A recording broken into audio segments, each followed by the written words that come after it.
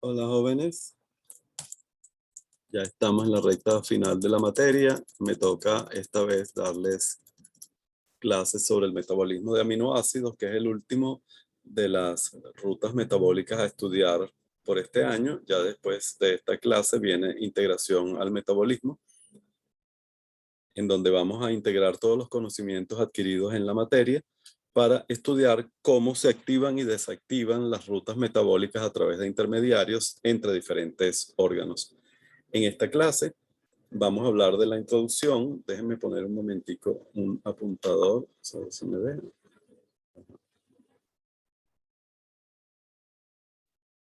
Vamos a hablar de los aminoácidos provenientes de las proteínas como intermediarios metabólicos y vamos a hablar ampliamente de la digestión y absorción de aminoácidos en el contexto de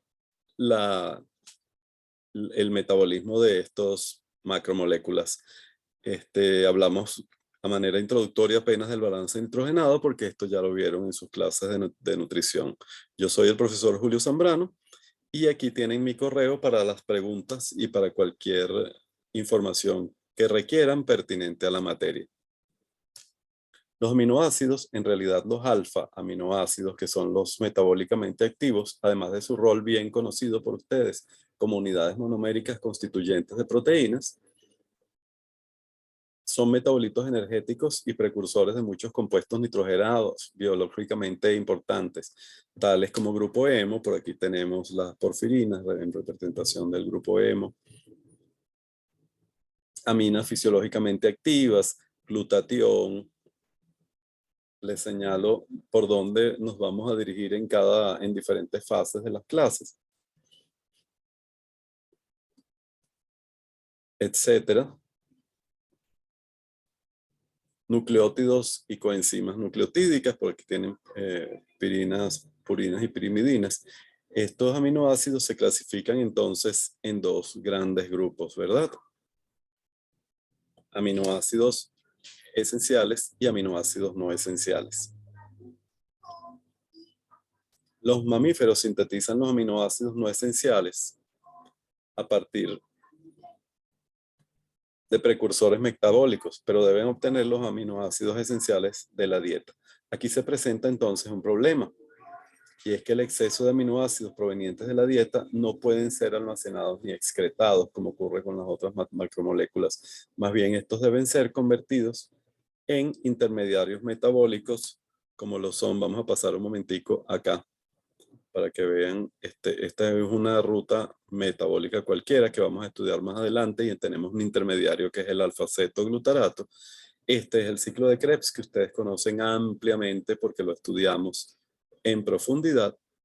Y fíjense cómo este intermediario metabólico de una ruta metabólica que es la transaminación se puede integrar al ciclo de Krebs en la zona como alfa-cetoglutarato.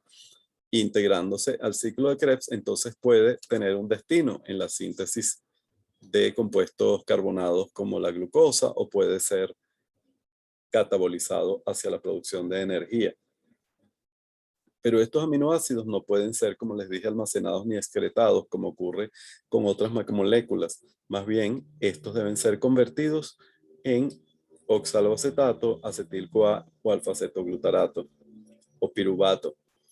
En consecuencia, los aminoácidos son además precursores de glucosa, ácidos grasos y cuerpos cetónicos, y son entonces fuentes de energía metabólica. Este es solamente un ejemplo, pero hay muchas rutas metabólicas en las que participan los aminoácidos. Aquí ustedes ven el aminoácido como quiero que lo vean ahora, ¿verdad? Es que está el extremo carboxilo, el grupo amino de los aminoácidos, pero ahora eliminando el grupo amino, le vamos a explicar después cómo se elimina ese amino construyendo urea para su excreción a través de la orina. Me queda el esqueleto carbonado, que sería el alfa-cetoácido, con el grupo R, que es el componente característico de un aminoácido particular. En este caso tenemos alanina. Entonces ese esqueleto carbonado va a ser el intermediario metabólico que nosotros vamos a considerar en las diferentes clases.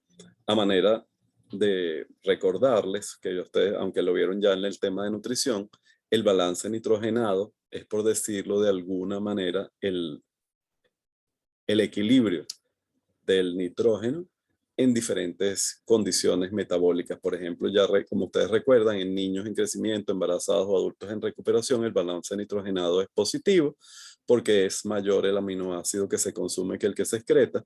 En adultos, por el contrario, con enfermedades graves, quemados o deficiencias en la ingesta, etcétera, el balance nitrogenado es negativo.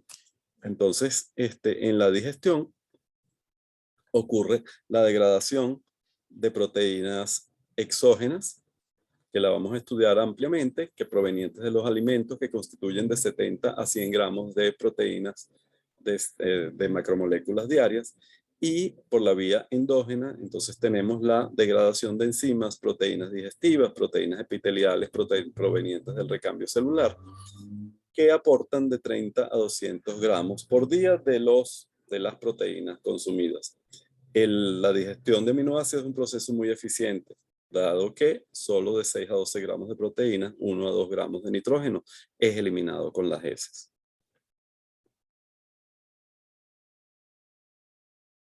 En estas clases consideraremos las rutas tanto de la degradación de aminoácidos como las de su utilización, y comenzaremos examinando la digestión. A diferencia de otros macronutrientes, como los hidratos de carbono, las proteínas no sufren una digestión enzimática en la boca. Entonces tenemos la masticación, que por supuesto ayuda a exponer a los aminoácidos porque se mezcla con saliva y se convierte en el bolo alimenticio.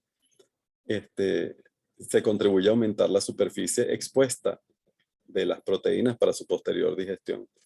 En los seres humanos, la degradación de las proteínas ingeridas a sus aminoácidos constituyentes tiene lugar entonces en el tracto gastrointestinal, ¿verdad?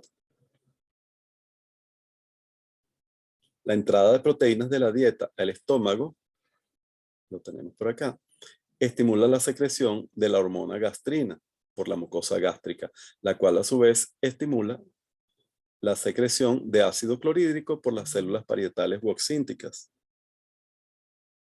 del epitelio gástrico, proporcionando un pH cercano a 1.5, un pH bien ácido.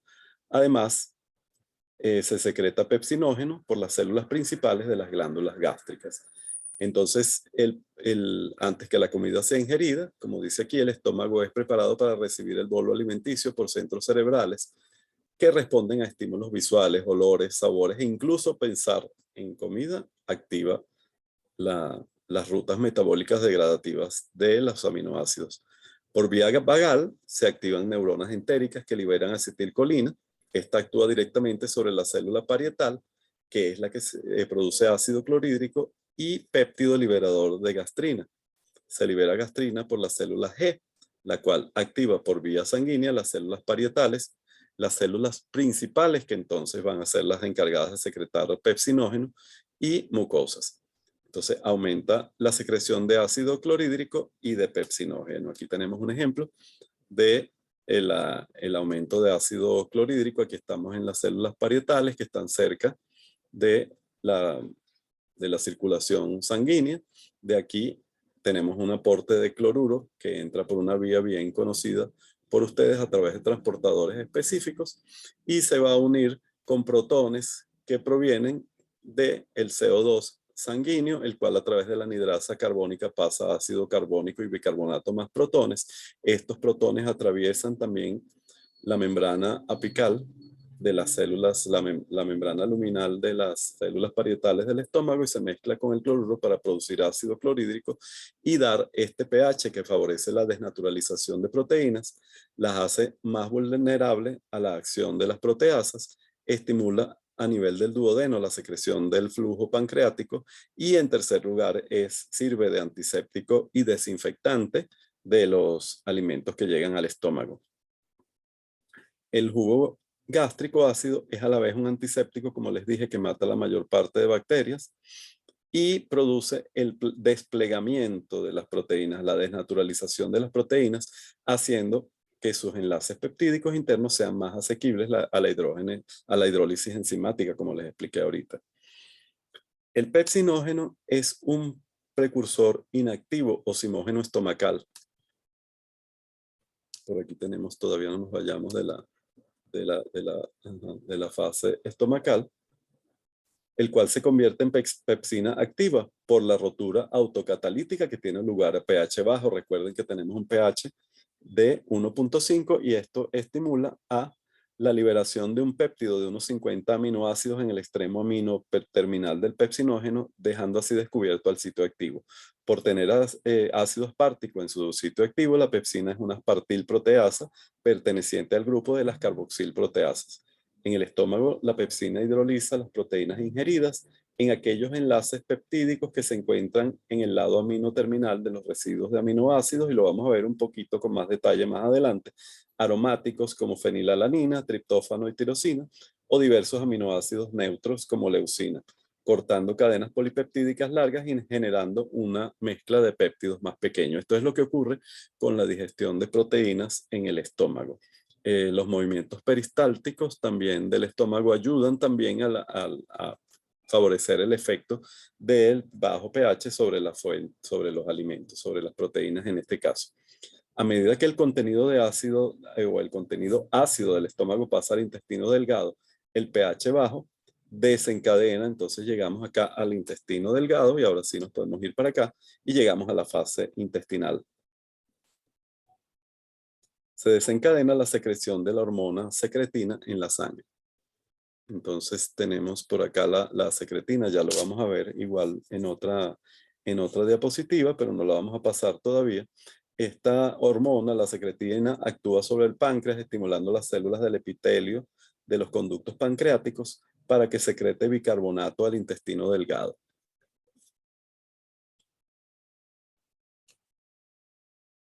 Neutralizando entonces el ácido clorhídrico proveniente del estómago e incrementando el pH de manera abrupta hasta alrededor de 7. Todas las secreciones pancreáticas pasan al intestino delgado a través del conducto pancreático. De modo que ya nos encontramos entonces en el intestino delgado, y en el bolo alimenticio ya procesado que pasa al intestino delgado induce la liberación de secretina. Esta actúa sinérgicamente con la colecistoquinina y también se produce un péptido inhibidor de la gastrina para dar finalización a la digestión estomacal. Disminuye la motilidad y secreción gástrica y se estimula la liberación de bicarbonato y enzimas por parte del páncreas exocrino, como les expliqué anteriormente. Entonces aquí sí está la diapositiva que quería mostrarles. Entonces la parte de la entrada de aminoácidos en la parte superior del intestino, es decir, en el duodeno, se produce la liberación en la sangre de colecistoquinina por células endocrinas presentes en el epitelio del duodeno y del yeyuno proximal, la cual estimula la secreción de varias enzimas pancreáticas, activando receptores localizados en las células acinares del páncreas, cuya actividad óptima ocurre a pH entre 7 y 8, que es el pH que se obtiene con la llegada del jugo pancreático rico en bicarbonato proveniente del páncreas. Estos enzimas pancreáticos también son sintetizados en forma de zimógenos, al igual que el pepsinógeno en el estómago, y son el tripsinógeno, el quimotripsinógeno y las procarboxipeptidasas A y B, las cuales son sintetizadas y excretadas por las células todos juntos exocrinas del páncreas. Entonces tenemos aquí célula pancreática acinar, activación, la llegada del tripsinógeno al intestino delgado. Entonces se activa previamente por el aumento de pH la enteropeptidasa intestinal, que es la enzima que va a favorecer la activación inicial del tripsinógeno. Y este tripsinógeno, una vez activo y convertido en su forma activa, que es la tripsina, va a actuar consecuentemente sobre otros zimógenos pancreáticos que ya ustedes van a ver. Ustedes se preguntarán, ¿por qué este complicado mecanismo para obtener enzimas digestivos activos en el tracto gastrointestinal? Lo que ocurre es que la síntesis de las enzimas en forma de precursores activos protege a las células exocrinas de un ataque proteolítico destructor. Estas enzimas son altamente reactivas y deben actuar rápidamente y ser eliminadas, porque de lo contrario pueden actuar sobre las paredes de los tejidos en los cuales se actúan. Entonces, además de eso, existen mecanismos protectores adicionales. El páncreas se autoprotege contra su propia digestión produciendo un inhibidor específico, una proteína denominada inhibidor pancreático de la tripsina, la cual evita de forma efectiva la producción prematura de enzimas proteolíticas activas dentro de las células pancreáticas. La obstrucción de la vía normal, es decir, del conducto pancreático, que puede ocurrir por diferentes razones, origina una enfermedad muy grave, la pancreatitis aguda, en la cual los zimógenos pancreáticos se convierten prematuramente en sus formas catalíticamente activas. Recuerde que los zimógenos pancreáticos son secretados y activados ya en el intestino delgado y nunca en el páncreas. En este caso, si ocurre esa activación a nivel de páncreas, empieza el ataque de las enzimas al propio tejido, causando entonces una destrucción seria y muy dolorosa del órgano. Y esto puede ser incluso fatal, puede ser mortal. Aquí tenemos un ejemplo esquemático de lo que son las enzimas pancreáticas, ¿no? Esto sería una proteína con el extremo amino y el extremo carboxi terminal respectivamente, los enlaces peptídicos y estas bolitas que son los aminoácidos. Entonces una endopeptidasa actúa en un sitio en el interior de la molécula. Entonces me daría péptidos pequeños, péptidos de menor tamaño, pero son cadenas también de aminoácidos, mientras que las exopeptidasas, a diferencia de las endopeptidasas, actúan solamente sobre el aminoácido terminal. Si es una aminopeptidasa, un aminoácido en el extremo amino terminal, ocasionando una hidrólisis que me genera aminoácido libre. Por su parte, la carboxipeptidasa, que también tiene un efecto hidrolítico sobre sobre este enlace peptídico, actúa sobre un aminoácido en el extremo carboxipeptidal, generándose también un aminoácido libre, y entonces la acción conjunta me generaría un péptido más pequeño y aminoácidos libres. Sin embargo, las aminopeptidasas y carboxipeptidasas seguirían actuando hasta que finalmente se obtengan dipéptidos, tripéptidos y aminoácidos libres en la digestión. Entonces las proteínas son hidrolizadas por proteasas, ¿no? Que son peptidasas específicas para cada enlace peptídico. Como les expliqué antes, endopeptidasas y exopeptidasas. Aquí tenemos el alimento como llega desde la boca al estómago, se produce la digestión gástrica, los péptidos y el pH ácido genera la secreción de hormonas de zimógenos pancreáticos y bicarbonato. Entonces tenemos tripsinógeno, quimotripsinógeno, proelastasa, procarboxipeptidasa, y estas se van a activar. Estos zimógenos pancreáticos son precursores inactivos de las enzimas, como les dije antes. La síntesis de enzimas en forma de zimógenos es uno de los mecanismos de seguridad con el que cuenta el organismo para su supervivencia, para evitar que las enzimas se activen prematuramente y actúen sobre, en su caso, el estómago antes de que llegue el alimento, o en el páncreas por haberse obstruido el conducto pancreático y la activación en el tejido. Estos zimógenos son activados exclusivamente en el lugar específico de acción y son de acción corta. Entonces aquí tenemos las proenzimas o zimógenos se transforman en enzimas activas. En el estómago tenemos el pepsinógeno, que por acción de la disminución del pH se activa, se libera un péptido que me da origen a la pepsina activa. Luego en el intestino delgado, el tripsinógeno es activado inicialmente por la enteropeptidasa para dar tripsina. Esta tripsina se activa a sí misma posteriormente y es capaz de activar, como ustedes ven aquí, al resto de los zimógenos provenientes del páncreas: quimotripsinógeno para dar quimotripsina, proelastasa para dar elastina y procarboxipeptidasa para dar carboxipeptidasas. Aquí tenemos entonces un ejemplo para que ustedes los revisen. En el extremo aminoterminal tendríamos aminopeptidasas que actúan En este caso, sí, los aminoácidos que están en el extremo amino terminal son aminoácidos, esto es en el caso de la pepsina, perdón, de la pepsina estomacal, que actúa en el aminoácido carboxi terminal si estos aminoácidos son fenilalanina, tirosina, glutamato o aspartato, respectivamente. Este, o aminoácidos neutros como aminoácidos como lisina, cargados como lisina o arginina. La tripsina, eh, déjenme revisar acá, a ver si les estoy diciendo bien. Ajá. En este caso, la tripsina actúa sobre este aminoácido si se trata de lisina o arginina.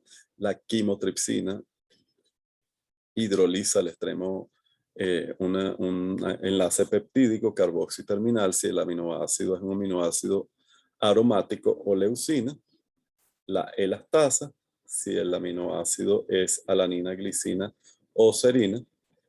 Y aquí están las carboxipeptidasas, en donde la carboxipeptidasa A hidroliza aminoácidos del extremo terminal si son hidrofóbicos, o la carboxipeptidasa B hidroliza aminoácidos carboxiterminal si son lisina o arginina. Entonces el control de la digestión está finamente regulado por las hormonas gástricas, colecistoquinina, gastrina, secretina, respectivamente, dependiendo de dónde se encuentre la digestión, y se van a generar entonces las diferentes enzimas como simógenos pancreáticos para ejercer sus funciones dentro del estómago o del intestino delgado en el duodeno, para, para degradar las proteínas hasta aminoácidos libres o dipéptidos o tripéptidos que pueden entrar acá. Esto sería una célula, un enterocito. Estos enterocitos se encuentran formando parte de las microvellosidades intestinales. Tenemos las vellosidades intestinales, que son invaginaciones de del epitelio intestinal, y estas invaginaciones a su vez están conformadas por células que tienen la parte apical en borde de cepillo, es decir, tienen además microinvaginaciones que le confieren al epitelio en general una superficie gigantesca comparado a lo que ocurriría si no existieran estas invaginaciones. Entonces, cada invaginación es, imagínense un vello, ¿ok? Y cada vello está a su vez formado por células que tienen microvellos. Entonces, estos serían las células en borde de cepillos que una vez degradados los aminoácidos,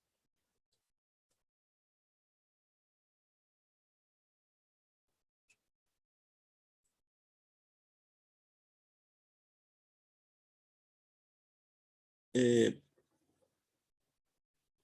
fíjense, en estas membranas existen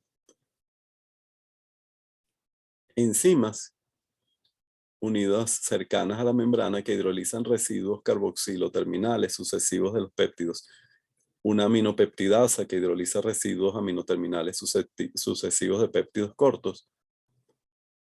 Y debido a que la mucosa del intestino delgado solo tiene capacidad para absorber como muchos tripéptidos, a continuación actúan las peptidasas de las microvellosidades intestinales, cuya acción se ve complementada posteriormente en el enterocito mediante peptidasa citosólica, es decir, la digestión de aminoácidos aún continúa dentro del enterocito. En la superficie luminal de los enterocitos hay una gran presencia de peptidasas que degradan oligopéptidos derivados de las proteínas de la dieta a aminoácidos libres, dipéptidos y tripéptidos que ya pueden ser absorbidos. Estas enzimas ubicadas en el epitelio de las células con borde de cepillo, esta sería la capa, la membrana luminal, la membrana apical que es esto sería el lumen, la luz intestinal, y a esta membrana se le conoce como membrana vasolateral del enterocito, que es la que comunica a la célula con el sistema circulatorio. Ya les vamos a hablar de eso más adelante. Estas enzimas que están ubicadas en este epitelio, entonces son aminopeptidasas, las cuales liberan el aminoácido del extremo amino terminal del oligopéptido, dipeptidasas y tripeptidasas, que hidrolizan dipéptidos y tripéptidos, y otras enzimas que liberan péptidos de las cadenas de proteínas. Estos aminoácidos, entonces, tienen transportadores específicos para aminoácidos neutros, ácidos aromáticos o incluso aminoácidos, y son proteínas transportadoras, transportadoras de sodio. Esto sería, ustedes saben, células que se aprovechan del transporte activo secundario, alimentado por la bomba sodio-potasio, que mantiene la relación sodio-potasio, donde el sodio se encuentra en menor concentración dentro de la célula y se favorece el ingreso de aminoácidos a través de estos transportadores, o transportadores específicos que permiten el paso de aminoácidos neutros o aminoácidos básicos como lisina o arginina.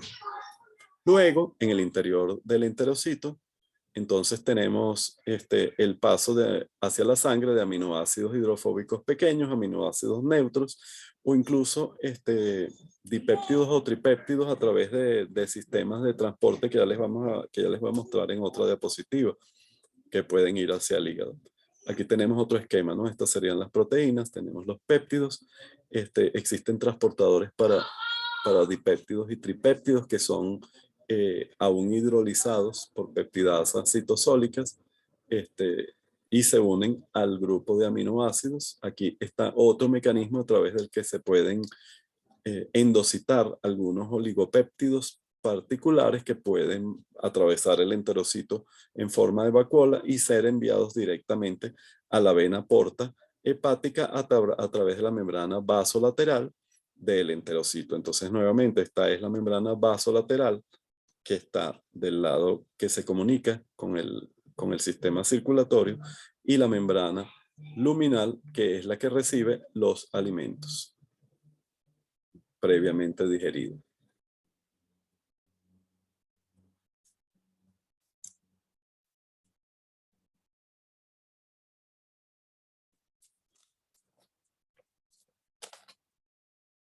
Entonces, la mezcla resultante de aminoácidos libres se transporta a las células epiteliales que cubren el intestino delgado, a través de las cuales los aminoácidos entran en los capilares sanguíneos, en las vellosidades, y se transportan al hígado, ¿no? En este caso aquí está la vena porta, por esta vía y de otras vías circulatorias los aminoácidos llegan al hígado.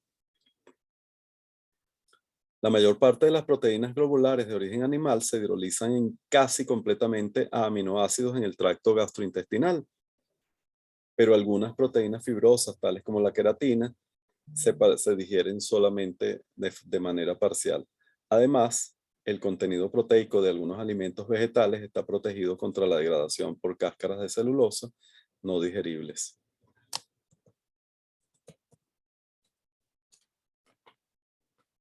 Entonces, todo esto recalcando y recordando que parte de los aminoácidos absorbidos son usados en el enterocito y el resto pasa por vía portal al hígado. En el hígado, parte de estos aminoácidos serán usados en diferentes rutas, y el resto entra en la circulación sistémica hacia los otros tejidos, junto con los provenientes del recambio pool de aminoácidos, porque como recordarán, los aminoácidos no pueden ser almacenados en ninguna parte. Si no existen aminoácidos que pueden viajar libremente entre tejidos, y a través de las reacciones de transaminación, no todos los aminoácidos pueden cubrir esta vía, pero algunos aminoácidos entonces viajan entre órganos de acuerdo a las necesidades metabólicas particulares. Esto es todo por esta clase, y entonces seguimos en las próximas clases para complementar los temas requeridos para esta parte de la materia.